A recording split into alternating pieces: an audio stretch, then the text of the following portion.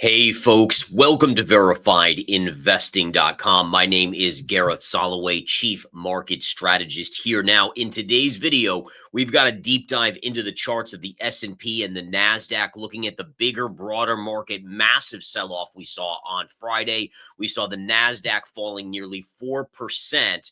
S&P dropping over 2.5%, the Russell over 3%.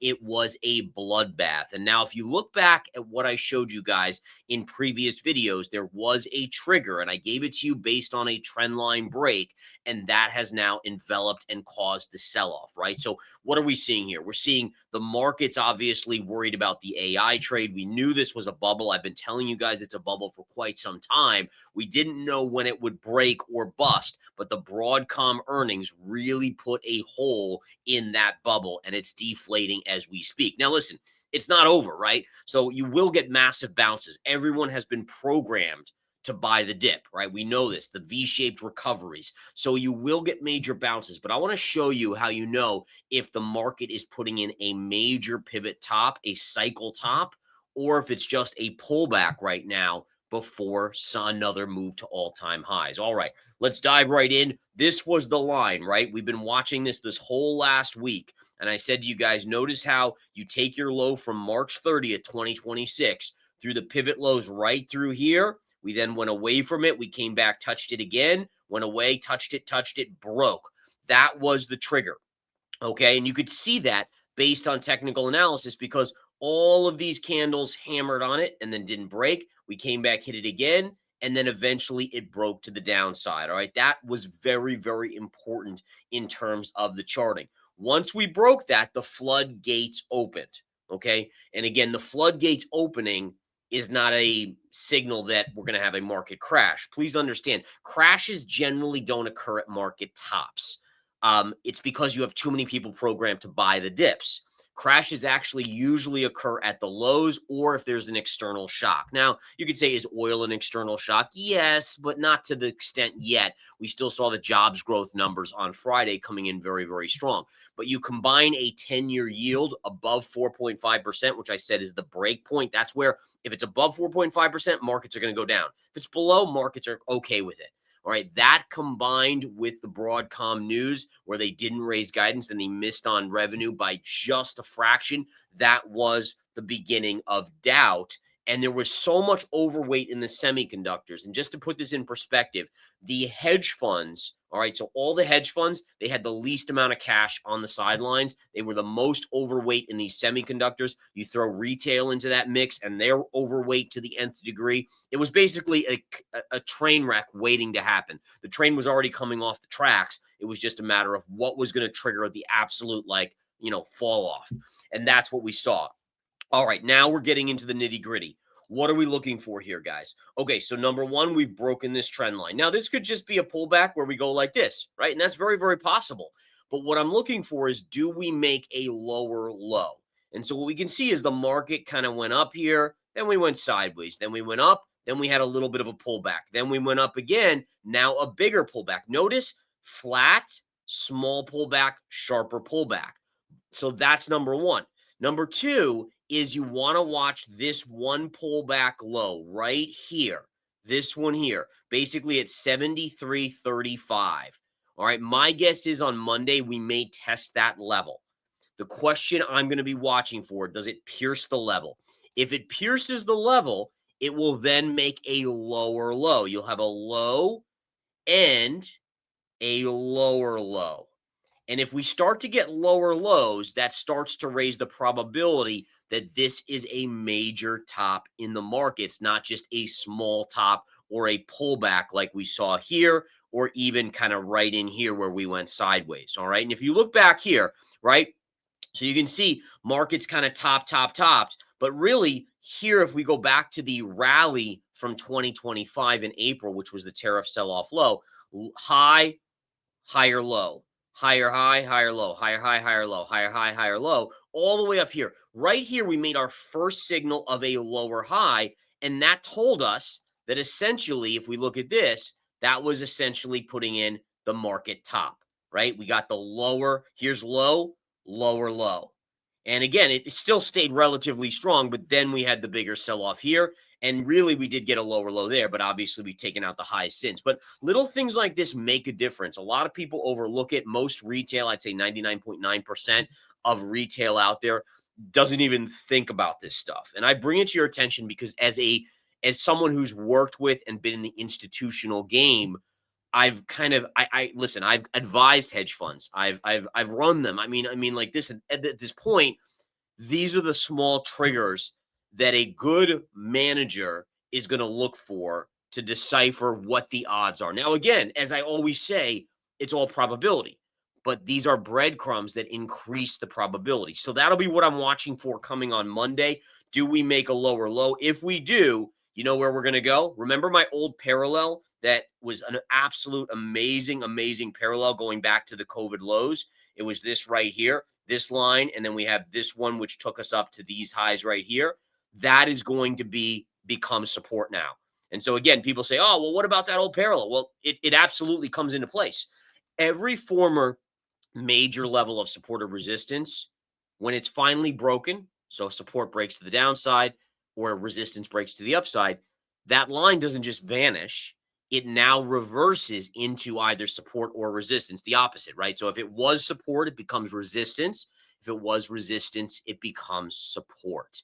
All right, so that's what we're kind of keeping an eye on here, is that if we make a lower low, you would expect a technical bounce around 71.85, give or take, right in here. There's also a gap fill right there and a pivot high. If we pierce that, then you're coming back down to about 7,000, which even that would not be a big move. The other thing I want to do, so number one, let's keep an eye on this. Now, I don't want to keep these lines on because I don't want to get things too complicated, but this would be our general. If we make a lower low below this low of 73.35, we should go down to 71.75 here.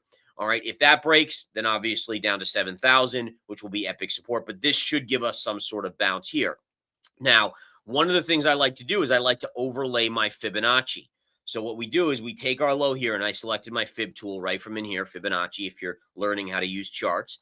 And we do this, and we say, okay, well, what are we watching here? And what's interesting is that the 382 Fib is right below that level. So maybe you wick down, you tag that, look at all that technical sideways chop right there. That's where we kind of went sideways before we had that move up, and then the small pullback, up move, and then the big pullback. That could be. So basically what we're looking at here is the level I had, I think, was 71.75, maybe down to 71.35, but right in there, that would be honestly where I would start to probably buy some of the semiconductor stocks for bounces on those levels. And again, this is just kind of breaking down what I'm looking for on the charts. Now, if we go to the Nasdaq, we take a look at the QQQ. So we knew we were watching this parallel, right? So very steep parallel, low pivot from March 30th, low pivot here, and then you had your high here and your high right there. Here, they opened it below, closed it above, and then it was just like, nope, institutional selling.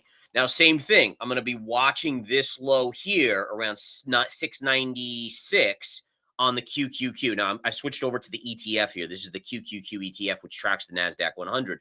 So that's the level here, that's your really only pullback of anything. And that was only a minor pullback. If we look at percentages, this from this high here to this low, that was a 3.7% pullback. So I believe we've already done that just with the pullback we've seen here, because on Friday we were down nearly 4%, right? So yeah, we're already at 6%. So the percentage is bigger than here, but that makes sense, right? Because on the S&P 500, this was your small pullback. Now this is your bigger pullback. So if we go to the Qs, you would expect this one to be bigger than this one, just like the S&P.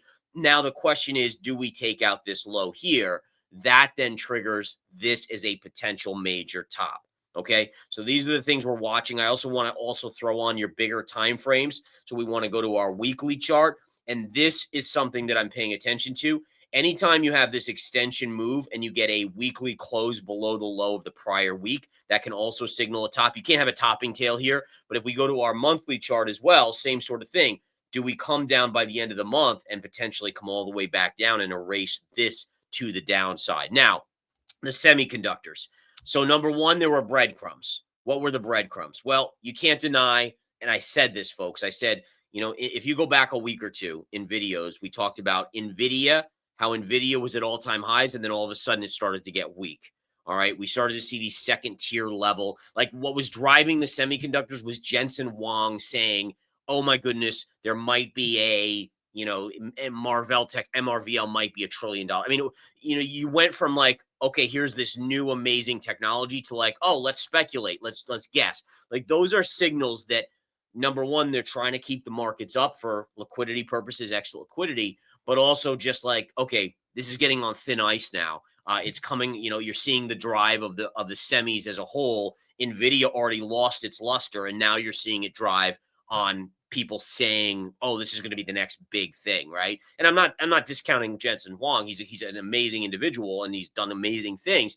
But it just shows you if you're focused on technicals and data, you don't just go on someone saying, "Oh yeah, this $200 billion company, yeah, it could be the next trillion. Oh, look at that, it's up 35-40%." Like it doesn't quite work like that for long term. It can keep markets up in the near term, but Broadcom really sealed the deal here. This was an incredible trend line on Broadcom. And just to remind you guys, I mean, I'm not going to go into this in this video. I'll do a video tomorrow on crypto and on metals, but I mean, Bitcoin was telling us something, the Bitcoin fall, de-risking there. And then look, as soon as the stock market started to fall, Bitcoin got crushed. And then silver, again, I've been dead on silver. Silver, we broke this here. It made a bear flag. I said it's going back here. And then actually I think it's even going to go lower, but it'll bounce here. And then same thing on gold. I said gold's going down further as well. And so again, you look at gold, and this is really, and I don't want to get into this much because that wasn't what the video is about, but you had the 50 MA and the 200 MA, and we just broke the 200 MA. Now you might bounce a little bit, but ultimately that opens the door to this low pivot here. This one right here at 4,100. And if that breaks, you're going to 3,600 on gold. All right, guys, I just wanted to get you guys a weekend update on where the markets sit. Ultimately, I would say the one thing at this point that can stem the bleeding is if a deal is made to reopen the Strait of Hormuz. That would be a short-term fix. But ultimately, if not, I would expect some more deleveraging in the AI trade come Monday.